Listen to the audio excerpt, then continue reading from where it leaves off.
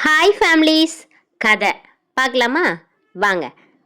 திருமணமாகி பல ஆண்டுகள் ஆகியும் குழந்தை பாக்கியம் இல்லாததால் நானும் என் கணவர் ஆகாஷும் அந்த பெரிய மருத்துவமனைக்கு சென்றிருந்தோம். வரவேற்பறையில் அமர்ந்திருந்த போதே என் நெஞ்சுக்குள் படபடப்பு அதிகரித்தது. ஆகாஷ் என்னை கூர்ந்து கவனித்துக் கொண்டிருந்தார். நான் அவரிடமிருந்து பார்வையை திருப்பிக் கொண்டேன். ஏனெனில் அங்கு ஒரு ஆண் மருத்துவர் தான் இருக்கிறார் என்று கேள்விப்பட்டிருந்தேன். சாவந்தஜாவடி என்ற சிறிய கிராமத்தில் பிறந்து வளர்ந்த எனக்கு திருமணத்திற்கு பின் புனே போன்ற பெரிய நகரத்தின் நவீன வாழ்க்கை முறை எளிதில் பழகிவிடவில்லை. கிராமத்து வளர்ப்பு தந்த வெட்கமும் தயக்கமும் என்னிடம் அதிகமாகவே இருந்தன. பெண் மருத்துவரிடம்தான் சிகிச்சை பெற வேண்டும் என்று நான் ஆகாஷிடம் முன்பே கூறியிருந்தேன். ஆனால் அவரோ, டாக்டர் தீபக் கைகளில் ஏதோ மந்திரம் இருக்கிறது, அவர் சிகிச்சை பெற்ற யாரும் ஏமாந்ததில்லை என்று வற்புறுத்தி என்னை அழைத்து வந்திருந்தார். அப்போது ஒரு செவிலியர் வந்து, சுருதி யார் என்று கேட்டார். இவள்தான் என் மனைவி என்று ஆகாஷ் கூறி என் கையை பிடித்து எழுந்தார். ஆனால் செவிலியரோ, நீங்கள் இங்கேயே இருங்கள், நோயாளியை மட்டும்தான் டாக்டர் உள்ளே வர சொன்னார் என்று தடுத்து நிறுத்தினார். ஆகாஷ் என் கையை விடுவித்து, சுருதி, பயப்படாமல் உள்ளே போ, டாக்டர் கேட்பதற்கு உண்மையான பதில் சொல் என்று ஆறுதல் கூறினார். ஆனாலும் என் பயம் விலகவில்லை. நான் செவிலியருடன் டாக்டர் தீபக்கின் அறைக்குள் நுழைந்தேன். ஆகாஷ் சொன்னதை வைத்து அவர் ஒரு வயதான மருத்துவராக இருப்பார் என்று நினைத்த எனக்கு அங்கு கண்ட காட்சி அதிர்ச்சியை அளித்தது. டாக்டர் தீபக் மிகவும் இளமையாகவும் கம்பீரமாகவும் இருந்தார். தோற்றத்தில் என் கணவர் ஆகாஷின் வயதுடையவராகவே தெரிந்தார். அவர் என்னை எதிரில் இருந்த நாற்காலியில் அமருமாறு செய்கை காட்டினார். நான் அமர்ந்ததும் செவிலியரை வெளியே செல்ல சொல்லிவிட்டு கதவை தாளிடுமாறு கூறினார். இதை கேட்டதும் என் இதயம் வேகமாக துடிக்கத் தொடங்கியது. செவிலியர் வெளியேறி கதவை மூடினார். டாக்டர் தீபக் என்னை பாதத்திலிருந்து தலை வரை கூர்ந்து பார்த்தார். பிறகு கேள்விகளை கேட்கத் தொடங்கினார். உங்களுக்கு திருமணமாகி எத்தனை ஆண்டுகள் ஆகின்றன? 6 ஆண்டுகள் என்று மெலிதான குரலில் பதிலளித்தேன். உங்கள் கணவருடன் நெருக்கமாக இருக்கும்போது மகிழ்ச்சியாக இருக்கிறீர்களா? இந்த கேள்வியை கேட்டதும் நான் வெட்கத்தால் தலை குனிந்தேன். அடுத்து அவர், கர்ப்பம் தரிக்காமல் இருக்க எவ்வளவு காலமாக மாத்திரைகள் எடுத்து வந்தீர்கள் என்று கேட்டார். கடந்த 2 ஆண்டுகளாக என்றேன். இதற்கு முன்பு நீங்கள் எப்போதாவது கர்ப்பம் தரித்ததுண்டா என்று அவர் கேட்டபோது என் தொண்டை அடைத்தது. திருமணமாகி 1 வருடத்தில் கர்ப்பமானேன். ஆனால் அந்த பிள்ளையை பெற்றெடுக்க என் விதி இடம் கொடுக்கவில்லை என்று உண்மையான காரணத்தை மறைத்து கூறினேன். சிறிது நேரம் கழித்து அவர், சரி, எதிரில் இருக்கும் படுக்கையில் படுங்கள், நான் உங்களை பரிசோதிக்க வேண்டும் என்றார். இதை கேட்டு நான் அதிர்ச்சி அடைந்தேன். என்னால் உங்களிடம் பரிசோதனை செய்து கொள்ள முடியாது என்று தைரியத்தை வரவழைத்து கொண்டு கூறினேன். என் பேச்சை கேட்டு சிரித்த அவர், என்ன ஆயிற்று? ஒரு ஆண் மருத்துவரிடம்தான் சிகிச்சைக்கு வந்துள்ளீர்கள் என்பது உங்களுக்கு தெரியாதா என்றார். நான் கோபமாக, இங்கு நீங்கள் ஒரு பெண் மருத்துவரை வைத்திருக்க வேண்டும் என்றேன். அதற்கு அவர், இங்கு வரும் ஒவ்வொரு பெண்ணையும் நான் பரிசோதிப்பது வழக்கம். யாருக்கும் இல்லாத பிரச்சனை உங்களுக்கு ஏன்? தயக்கம் இருந்தால் நீங்கள் இங்கு வந்திருக்கவே கூடாது. என் நேரத்தை வீணடிக்கிறீர்கள் என்று கோபமாக கூறிவிட்டு மேஜையில் இருந்த மணியை அடித்தார். செவிலியர் உள்ளே வர, இவருடைய கணவரை உள்ளே அனுப்புங்கள் என்றார். ஆகாஷ் உள்ளே வந்தார். டாக்டர் தீபக், ஆகாஷ், உங்கள் மனைவி ஒத்துழைக்க மறுக்கிறார். இவருக்கு பெண் மருத்துவர் தான் வேண்டுமாம். சிகிச்சை பெறும் எண்ணமில்லை என்றால் ஏன் என் நேரத்தை வீணாக்குகிறீர்கள் என்று கடிந்து கொண்டார். ஆகாஷ் கோபத்துடன் என்னை ஏறிட்டார். டாக்டர், இவளை நான் அழைத்து வருகிறேன். மனதை சென்று தயார் செய்கிறேன். பிறகு வருகிறோம் என்று கூறி என்னை அழைத்து கொண்டு வெளியேறினார். வீட்டிற்கு வரும் வழியில் ஆகாஷ் காரிலேயே என் மீது கத்தி தீர்த்தார். கடந்த 5 ஆண்டுகளாக உன் சிகிச்சைக்காக எவ்வளவு பணம் செலவு செய்தேன் தெரியுமா? இந்த டாக்டரை நம்பினால் நிச்சயம் குழந்தை பிறக்கும் என்று நினைத்ததால் உன் பிடிவாதத்தால் எல்லாவற்றையும் கெடுத்து விட்டாய். இப்படியே போனால் உன்னை என் வாழ்க்கையிலிருந்து நிரந்தரமாக நீக்கிவிடுவேன். என் குடும்ப வாரிசு எனக்கு முக்கியம் என்று கத்தினார். ஆகாஷின் பேச்சை கேட்டு எனக்குள் இருந்த ஆத்திரம் வெடித்தது. திருமணமான சில மாதங்களிலேயே நான் கர்ப்பமானேனே. அப்போதே என்னை ஏன் அப்படி துன்புறுத்தினாய்? அதனால்தான் அந்த பிஞ்சு இந்த உலகத்தை பார்க்காமல் அழிந்தது.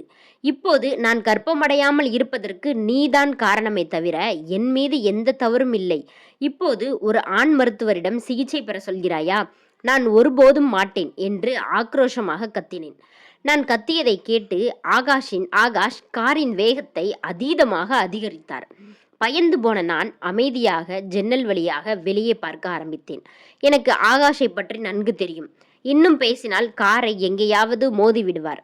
நாங்கள் வீட்டிற்கு வந்ததும் ஆகாஷ் கோபமாக இறங்கி கதவை ஓங்கி அடித்தார்.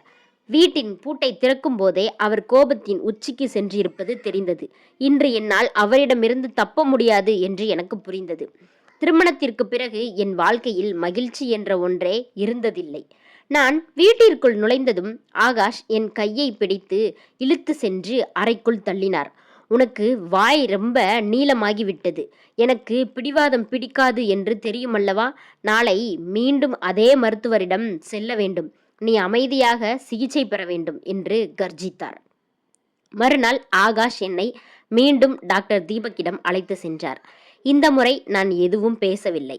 அறைக்குள் சென்றதும் டாக்டர் சிரித்துக்கொண்டே என்னை படுக்கையில் படுக்குமாறு கூறினார். நான் அமைதியாக படுத்தேன். திடீரென அவர் அறையின் விளக்குகளை அணைத்தார். எனக்கு அதிர்ச்சியாக இருந்தது. ஏன் விளக்கை அணைத்தீர்கள் என்று பயத்துடன் கேட்டேன்.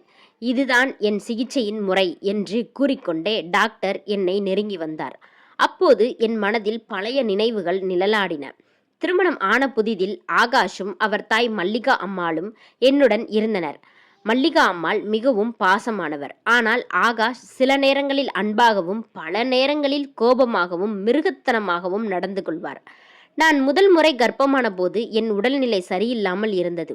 மல்லிகா அம்மாள் தான் என்னை மருத்துவமனைக்கு அழைத்து சென்று நான் கர்ப்பமாக இருக்கும் விவரத்தை கண்டறிந்தார். எனக்கு அளவில்லா ஆனந்தம். இந்த வாரிசு வந்த பின் ஆகாஷ் மாறிவிடுவார் என்று நம்பினேன். ஆனால் மல்லிகா அம்மாள் ஆகாஷிடம் இந்த செய்தியை கூறியபோது அவன் சந்தோஷப்படவில்லை. மாறாக கோபத்தால் கண்கள் சிவந்து மௌனமாக இருந்தான். அன்று இரவு அறைக்குள் சென்றபோது ஆகாஷ் சிகரெட் புகைத்து கொண்டிருந்தார். அறை முழுவதும் புகை மண்டலமாக இருந்தது. கல்யாணமாகி சில மாதங்கள் தான் ஆகிறது. எனக்கு இப்போது குழந்தை வேண்டாம். நீ கிராமத்து பெண். வாழ்க்கையை எப்படி அனுபவிக்க வேண்டும் என்று தெரிந்து கொள். இப்போதே குழந்தையை சுமக்கும் பொறுப்பு எனக்கு வேண்டாம் என்று கூறினார். நான் அதிர்ச்சியடைந்து, இது கடவுளின் ஆசீர்வாதம். நான் விரும்பி எதுவும் நடக்கவில்லை என்றேன். எனக்கு எப்போது குழந்தை வேண்டுமோ அப்போதுதான் வரவேண்டும் என்று கூறிவிட்டு விளக்கை அணைத்துவிட்டு படுத்துவிட்டார். அன்று இரவு முழுவதும் நான் தூங்கவில்லை. காலையில் நான் மல்லிகா அம்மாவிடம் நடந்ததை கூறினேன். ஆகாஷ் வேலைக்கு கிளம்பும் போது என்னை மருத்துவமனைக்கு வருமாறு கட்டளையிட்டான். அப்போது மல்லிகா அம்மாள் குறுக்கிட்டு, ஆகாஷ், சுருதி எங்கும் வரமாட்டாள். உனக்கு எச்சரிக்கை செய்கிறேன். இப்படிப்பட்ட சிந்தனையை மீண்டும் உன் மனதில் கொண்டு வராதே என்று சத்தமிட்டார். ஆகாஷ் கோபத்துடன் வெளியேறினான். அதன் பின் 4 நாட்களாக அவன் வீட்டுக்கே வரவில்லை. 4ஆம் நாள் அவன் வீட்டிற்கு திரும்பி வந்தபோது அவன் கண்களில் கொலை வெறி தெரிந்தது. அவனுக்கு நான் உணவு பரிமாறினேன். அதை தரையில் தூக்கி எறிந்து, என் கண்ணில் படாமல் போ என்றான். மல்லிகா அம்மாள் என்னை அறைக்குள் செல்லுமாறு சைகை காட்டினார். நான் உள்ளே சென்று கதறி அழுதேன். ஆகாஷ் என்னை என்ன செய்ய சொல்கிறானோ அதை செய்து விடலாம், இல்லை என்றால் அவனுடன் வாழ முடியாது என்று பயந்தேன். ஆகாஷ் அறைக்குள் வந்தான். நான் பேசுவதற்குள் அவன் என்னை தரையில் தள்ளி என் வயிற்றில் ஓங்கி உதைக்கத் தொடங்கினான். நான் அலறினேன். என் சத்தம் கேட்டு மல்லிகா அம்மாள் கதவை தட்டி அழுது கெஞ்சினார். ஆனால் கதவை திறக்கவில்லை. அவன் அடித்த அடியில் நான் மயங்கி விழுந்தேன். என் கரு சிதைந்து போனது. சில நாட்களுக்கு பிறகு நான் மருத்துவமனையிலிருந்து வீட்டிற்கு திரும்பினேன். அதன் பின் சில காலத்திலேயே மல்லிகா அம்மாளும் நோய்வாய்ப்பட்டு என்னை விட்டு பிரிந்தார். இப்போது நான் முற்றிலும் அனாதையாகிவிட்டேன். ஆகாஷுக்கு இப்போது யாருக்கும் பயமில்லை. அவன் தினமும் என்னை அடித்தான். ஒரு நாள் திடீரென எனக்கு இப்போதே குழந்தை வேண்டும் என்றான். எனக்கு இது அதிர்ச்சியை தந்தது. என் விருப்பங்கள் எல்லாம் என்றோ செத்துவிட்டன. ஆகாஷ் நான் மறைத்து எடுத்து வைத்த மாத்திரைகளை பறிமுதல் செய்து அளித்தான். இருந்தும் எனக்கு கருத்தரிக்கவில்லை. 1 வருடம் ஓடியது. பிறகு ஆகாஷ் என்னை ஒரு பெண் மருத்துவரிடம் அழைத்து சென்றான். அவர் என்னை சோதித்துவிட்டு, உங்கள் முதல் கர்ப்பத்தில் ஏற்பட்ட பலத்த காயத்தினால் கர்ப்பப்பை பாதிக்கப்பட்டுள்ளது. நீங்கள் இனிமேல் தாயாக முடியாது என்று கூறிவிட்டார். ஆகாஷ் எனக்கு அளித்த கொடுமையின் காரணமாக என் தாய்மை வரம் பறிபோனது என்று நினைத்தேன். பிறகுதான் எனக்கு ஒரு உண்மை புரிந்தது. மல்லிகா அம்மாள் தன்னுடைய மொத்த சொத்தையும் ஆகாஷுக்கு பிறக்கப் போகும் பேரக்குழந்தையின் பெயரில்தான் எழுதி வைத்திருக்கிறார். அவனுக்கு ஒரு வாரிசு பிறக்கும் வரை அந்த சொத்து அரசாங்கத்தின் கட்டுப்பாட்டில் இருக்கும் என்ற நிபந்தனை இருந்தது. ஆகாஷுக்கு சொத்துதான் முக்கியமே தவிர என் மீதோ குழந்தை மீதோ எந்த பாசமும் இல்லை. அதற்காகத்தான் அவன் என்னை மீண்டும் இந்த டாக்டர் தீபக்கிடம் அழைத்து வந்தான். அறையின் இருட்டில் டாக்டர் தீபக் என் அருகில் வந்து எனக்கு ஒரு ஊசியை செலுத்தினார். நான் மயங்கி விழுந்தேன். எவ்வளவு நேரம் மயக்கத்தில் இருந்தேன் என்று எனக்கு தெரியவில்லை. கண் விழித்தபோது நான் மருத்துவமனையின் ஒரு தனி அறையில் இருந்தேன். கையில் குளுக்கோஸ் ஏறிக்கொண்டிருந்தது. சிறிது நேரத்தில் டாக்டர் தீபக் அறைக்குள் வந்தார். அவர் யாரிடமோ போனில் பேசிக் கொண்டிருந்தார். எல்லாம் சரியாக முடிந்தது. உங்கள் மனைவி இப்போது கர்ப்பமாக இருக்கிறாள் என்று அவர் சொன்னதை கேட்டதும் என் தலையே சுற்றியது. நான் எழுந்ததை கண்ட டாக்டர் தீபக் சிரித்துக்கொண்டே, இப்போது பரவாயில்லையா என்றார். நான் கோபத்துடன், யார் கர்ப்பமாக இருக்கிறார், எனக்கு என்ன செய்தீர்கள் என்று கேட்டேன். அவர் சிரித்துக்கொண்டே, உனக்குதான் சிகிச்சை அளித்தேன். உன் கணவரின் சம்மதத்துடன் தான் எல்லாம் நடந்தது. இயற்கையான முறையில் சாத்தியமில்லை என்பதால் தான் நவீன மருத்துவ முறையில் ஐவிஎஃப்பில் உன்னை ஒரு வாரமாக மருத்துவ கண்காணிப்பில் வைத்து இந்த சிகிச்சையை செய்துள்ளோம் என்றார். இதை கேட்டதும் என் கண்களில் கண்ணீர் வழிந்தது. தன் பேராசையை நிறைவேற்ற ஆகாஷ் எந்த எல்லைக்கும் செல்வான் என்பதை நான் உணர்ந்தேன். 9 மாதங்களுக்கு பிறகு நான் ஒரு அழகான ஆண் குழந்தையை பெற்றெடுத்தேன். எனக்கு பிரசவமான அன்று ஆகாஷ் வெளியூரில் வேலையாக இருந்தார். டாக்டர் அவரிடம் இந்த செய்தியை தெரிவித்த போது சொத்து தனக்கு கிடைக்கப் போகிறது என்ற சந்தோஷத்தில் வேகமாக காரை ஒட்டி மருத்துவமனைக்கு வந்து கொண்டிருந்தார். ஆனால் விதியின் சதி, வழியிலேயே கார் விபத்தில் சிக்கி அவர் உயிரிழந்தார். தான் ஆசைப்பட்ட சொத்தையோ குழந்தையையோ பார்க்கும் பாக்கியம் அவனுக்கு கிடைக்கவில்லை. அவன் இறந்ததற்கு எனக்கு ஒரு துளியும் துக்கமில்லை.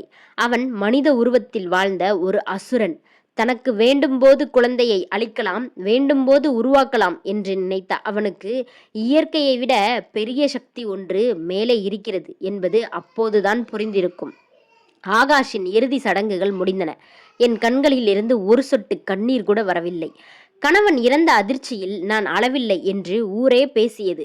ஆனால் எனக்குள் ஒரு நிம்மதி பிறந்தது. மல்லிகா அம்மாள் என் மகனின் பெயரில் சொத்தை எழுதியிருந்ததால் சட்டப்படி அச்சொத்து என் மகனுக்கு கிடைத்தது. என் கடந்த கால துயரங்களை மறந்து என் மகனுக்காக தைரியமாக என் எதிர்காலத்தை நோக்கி நான் நடைபோடத் தொடங்கினேன். இந்த கதை உங்களுக்கு பிடிச்சிருந்தா லைக் பண்ணுங்கள், ஷேர் பண்ணுங்கள், கமெண்ட் பண்ணுங்கள். மறக்காமல் நம்ம சேனலை சப்ஸ்கிரைப் பண்ணிக்கோங்க. நம்ம சேனல் லோகோ பக்கத்தில் ரெட் கலரில் சப்ஸ்கிரைப் பட்டன் இருக்கும். அதை மட்டும் டச் பண்ணுங்கள். பாய்.